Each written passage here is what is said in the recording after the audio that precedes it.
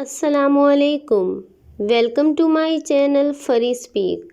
دوستو، آج کی یہ میری کہانی کسی کی زندگی پہ گزری ہوئی ایک سچی اور سبق آموز کہانی ہے۔ کہانی سننے سے پہلے میری گزارش ہے کہ آپ میرے چینل کو سبسکرائب کر دیجئے اور ساتھ میں دیے گئے بیل آئیکن کو پریس کر کے آل نوٹیفیکیشن بٹن کو سلیکٹ کر دیں۔ 9ویں جماعت بہت اچھے نمبروں سے پاس کر لی تو امی ابو بہت خوش ہوئے کیونکہ ان کو امید نہ تھی کہ میں پاس بھی ہو جاؤں گی۔ مجھ کو نئی کلاس میں جانے کی بہت خوشی تھی۔ مزید یہ کہ امی نے چھٹیوں میں ماموں جان کے ساتھ گاؤں بھیجنے کا وعدہ کیا تھا۔ کچھ باتوں کی وجہ سے امی اپنے مائکے نہیں جاتی تھی۔ میں اپنے ہوش سنبھالنے کے بعد پہلی دفعہ جا رہی تھی، تبھی پھولیں نہ سماتی تھی۔ چھٹیاں ہوتے ہی ماموں مجھے لینے آ گئے اور ہم گاؤں روانہ ہو گئے۔ دوران سفر تمام راستے میں سوچتی جا رہی تھی کہ وہاں کے لوگ کتنے سادہ ہوں گے، جبکہ میں خود بھی سادگی پسند تھی، سیدھی سادی لڑکی تھی۔ ان دنوں دنیا کے نشیب و فریب کو اچھی طرح نہیں سمجھتی تھی کہ زمانے میں کیا ہو رہا ہے اور کیوں ہو رہا ہے۔ چند گھنٹوں کے سفر کے بعد ہم گاؤں پہنچے۔ دیہات کی فضا میں ایک تازگی ہوتی ہے۔ کھلے آسمان تلے لہلہاتے کھیتوں نے روح میں ایک فرحت بھرا احساس بخش دیا۔ یہاں کے لوگ واقعی بہت سادہ تھے۔ دیہاتی لڑکیاں میرے ارد گرد گھیرا ڈال کر کھڑی ہو گئی، جیسے میں کوئی آسمان سے اتری ہوئی پری ہوں۔ میں بہت خوش تھی۔ ان سادہ لو لڑکیوں میں ایک لڑکی مجھے بہت اچھی لگی۔ اس کی شوخیاں دل موہ لینے والی تھی، حالانکہ وہ سنجیدہ اور سکون پسند تھی، پھر بھی وہ میرے دل کو بھا گئی۔ ایک بات ہم نے محسوس کی کہ یہ لڑکی ختیجہ کھل کر نہیں ہنسی تھی۔ ختیجہ میں نہ جانے کیا بات تھی کہ میری اس سے دوستی ہو گئی، جبکہ میں شہری اور وہ کلی طور پر دیہاتی لڑکی تھی۔ مگر دیہاتی لڑکیوں کی مانند اس میں اجڑ پن بالکل بھی نہیں تھا۔ چند دنوں میں ہی اس کے ساتھ میری دوستی اتنی بڑھ گئی کہ ہم اکثر باہر جانے لگے۔ باہر نکل کر مجھے احساس ہوا کہ یہاں کے لوگ ختیجہ کو اچھا نہیں سمجھتے تھے۔ وہ اس سے بے رخی سے بات کرتے اور کسی کا رویہ تو بھرپور اہانت بھرا ہوتا تھا۔ اس کے گھر گئی تو وہاں بھی اس کے ساتھ ایسا سلوک تھا۔ ایک بڑا بھائی جمال تھا اور ایک چھوٹی بہن جس کا نام نازو تھا۔ وہ ایک اچھی فیملی تھی۔ اس کے باوجود ختیجہ وہاں خوش نہیں تھی۔ بس ایک نازو تھی جو اپنی بہن سے پیار کرتی تھی اور اس کا خیال رکھتی تھی۔ جب ماموں کو پتہ چلا کہ میری دوستی اس لڑکی سے ہو گئی ہے تو ان کو برا لگا اور انہوں نے اس کے ساتھ میرا میل جول بند کرا دیا۔ میں پریشان ہو گئی کہ آخر ایسی کیا بات ہے کہ یہ لوگ اس بیچاری کو اتنا برا سمجھتے ہیں۔ ایک روز ماموں گھر پر نہ تھے تو وہ مجھ سے ملنے آ گئی۔ تبھی میں نے پوچھ لیا کہ کیا ہے، کیوں تم لوگوں کو اچھی نہیں لگتی ہو؟ تمہارے بارے میں ان کی رائے صحیح کیوں نہیں ہے؟ اس کی وجہ کیا ہے؟ وہ مجھے اس بارے میں بتانے سے جھجکنے لگی۔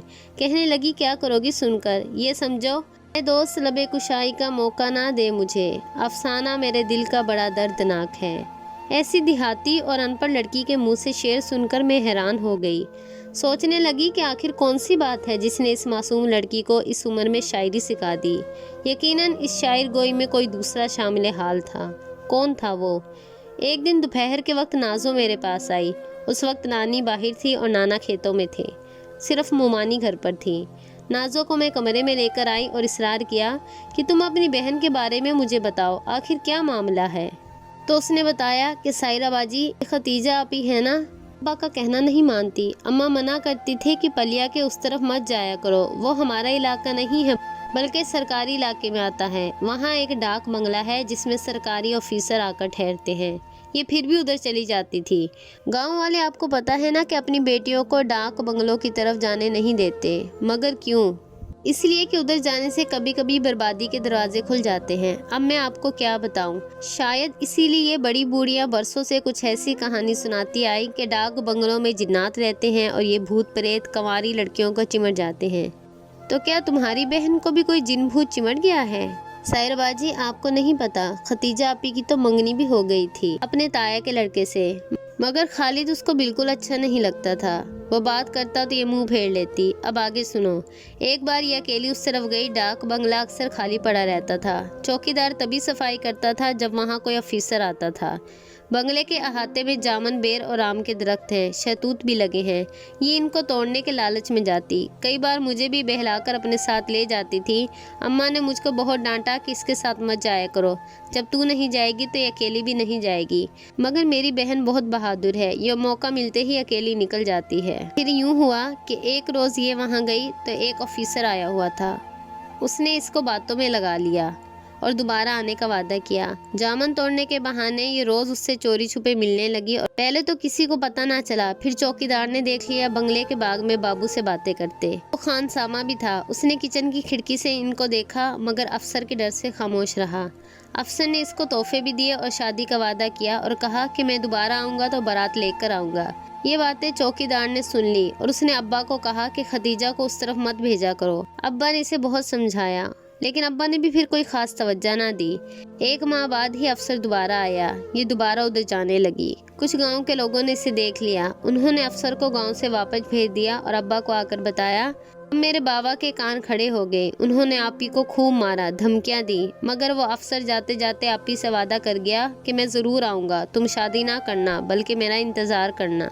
वो बाबू तो चला गया, मगर हमारी बहन की ज़िंदगी बर्बाद हो गई। 1 साल तक वो ना आया और ये इसी में जीती है, मरती है। दिन रात उसका इंतज़ार करती है। सिर्फ मुझसे जिक्र करती है, क्योंकि मैं किसी से आपी के बातें नहीं कहती। घर वाले शादी करना चाहते हैं, मगर ये शादी नहीं करवाती। अपने मंगेतर से लड़ती है और उसको घर आने से मना करती है, जिस पर हमारी ताई भी खफा हो गई है। अभी से ये हाल है, जब बहू बनेगी तो क्या करेगी। लोग तरह तरह की बातें करते हैं और आपी को आवारा लड़की कहते हैं और अपनी बेटियों को इनसे मिलने से भी रोकते हैं। आप शहरी हैं, आपी को आप बहुत अच्छी लगती हैं। आपी को शहर के लोग बहुत अच्छे लगते हैं, वो आपसे प्यार करती हैं। आप ही इनको समझाइए कि वो शादी के लिए मान जाए, वरना भाई इनको बांध कर मार देंगे। अभी तो अम्मा के मना करने पर वो चुप हैं और कुछ नहीं कहते। मैंने नाजो से वादा किया कि मैं उसे समझाऊंगी। 3 दिन बाद मेरी मुलाकात खतीजा से हुई। मैंने पूछा, क्या है ये सब? वो बोली, हाँ मुझे उस बाबू का इंतज़ार है, मगर तुमको किसने बताया? मैंने कहा, तुम्हारा माथा देखकर सारा हाल पढ़ लिया है। जिसने भी बताया हो इस बात को छोड़ो, लेकिन मेरी मानो तो अपनी माँ बाप की फरमाबरदारी करो और शादी कर लो। वो कहने लगी, मुझे खालिद पसंद नहीं है। वो धोती बांधता है और सर में रोज़ कड़वा तेल बहाता है। अभी हम ये बातें कर रहे थे कि मेरे नाना आ गए। वो मुझे कुएं की मुंडेर पर खतीजा से बातें करता देखकर घर ले गए। घर आकर खूब डांटा और फिर उसी वक्त मुझे खाला के गांव भेज दिया।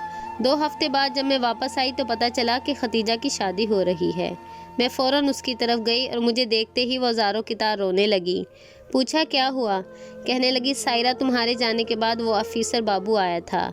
2-3 दिन हम नहीं मिले। अब्बा के डर से मैं डाक बंगले की तरफ नहीं जा सकी। घर वाले मेरी शादी कर रहे हैं, मगर मैं खालिद को धोखा नहीं देना चाहती, क्योंकि मेरा दिल उस अफसर बाबू के साथ है। खालिद से क्यों कर प्यार कर सकूंगी। अभी वो ये बात कर रही थी कि गांव की एक बच्ची मुट्ठी में कुछ दबा कर लाई और खतीजा से कहा कि ये बाबू ने दिया है। ये कहकर वो भाग गई। जब मैंने वो रुक्का पढ़ा तो उसमें लिखा था, खतीजा रात को अपने चंद जोड़े कपड़े और जेवरात लेकर आ जाना, हम यहाँ से शहर जाकर शादी कर लेंगे। ये सुनकर उसके बाँछें खुल गई और चेहरा खुशी से गुलनार हो गया। कहने लगी, देखा मेरा दिल गवाही देता था ना कि शहरी बाबू मुझे भूला नहीं है, वो ज़रूर मुझको यहाँ से ले जाएगा। लम्हा भर खुश हुई, फिर अफसुर्दा हो गई और कहा, मुझको मशवरा दो, मैं क्या करूं? मैंने उसे जो मशवरा दिया मैं आज भी सोचती हूं तो कहती हूं कि काश मैं ऐसा ना करती। मैंने उससे कहा कि तुम चली जाओ, तुम्हें तुम्हारा प्यार भी मिल जाएगा और तुम खालिद को भी धोखा ना दोगी। फिर मैं घर आ गई। कल शाम को उसका निकाह था और फिर रुखसती, मगर हमारे घर से कोई भी शादी में नहीं जा रहा था। और जब सुबह मेरी आँख खुली तो नानी नाना से कह रही थी, जल्दी करो वो लोग तुम्हारा इंतज़ार कर रहे हैं। मैं आंखें मलती सहन की तरफ जाने लगी। तभी मुमानी ने कहा, सायरा तुमको पता है खतीजा का कत्ल हो गया है।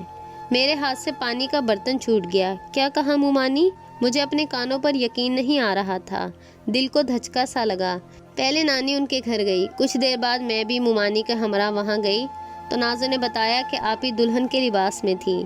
नाजो ने खुद उसके इसरार पर उसको बाहर तक पहुँचाया था और घर से तमाम जमा पूंजी भी ले गई थी। लेकिन जब घर में उसकी गैर मौजूदगी का पता चला तब बहुत देर हो चुकी थी। जब भाई उसको ढूंढता डाक बंगले पर पहुंचा तो वहां वो काबिले एतराज़ हालत में मिली, जबकि जेवर और नकदी लेकर वो अफसर वहां से फरार हो चुका था। खतीजा को उसने नशा आवर कोई चीज़ पिला दी थी। اور وہ ختیجہ کی عزت کو لوٹ کر جا چکا تھا۔ اس کا بھائی جمال بہن کو اس حالت میں دیکھ کر غیرت سے آگ کا شعلہ بن گیا اور اس نے اپنی بہن کو فوراً قتل کر دیا اور خود تھانے میں پیش ہو گیا۔ تب مجھے اپنی ناسمجھی اور عاقبت نااندیشی پر بڑا غصہ آیا کہ میں نے ہی ختیجہ کو مشورہ دیا تھا کہ وہاں چلی جائے۔ مجھے کیا معلوم تھا کہ محبت کا یہ روپ بھی ہوتا ہے۔ میں 9ویں کی طالبہ تھی۔ لوگوں کو سمجھنا اور زندگی کا تجربہ مجھے چھو کر بھی نہ گزرا تھا۔ بار بار ختیجہ کا معصوم چہرہ نگاہوں میں آتا تو آنکھوں سے آنسو ٹپکنے لگتے۔ سوچتی تھی کاش میں گاؤں ہی نہ گئی ہوتی، اور اگر گئی ہوتی تو ختیجہ سے نہ ملی ہوتی، اور اگر ملنا ہی تھا تو پھر ایسا مشورہ اسے نہ دیا ہوتا۔ وہ بیچاری تو اپنے بھولے پن میں مجھ سے پوچھ رہی تھی، اب مجھے مشورہ دو، میں کیا کروں؟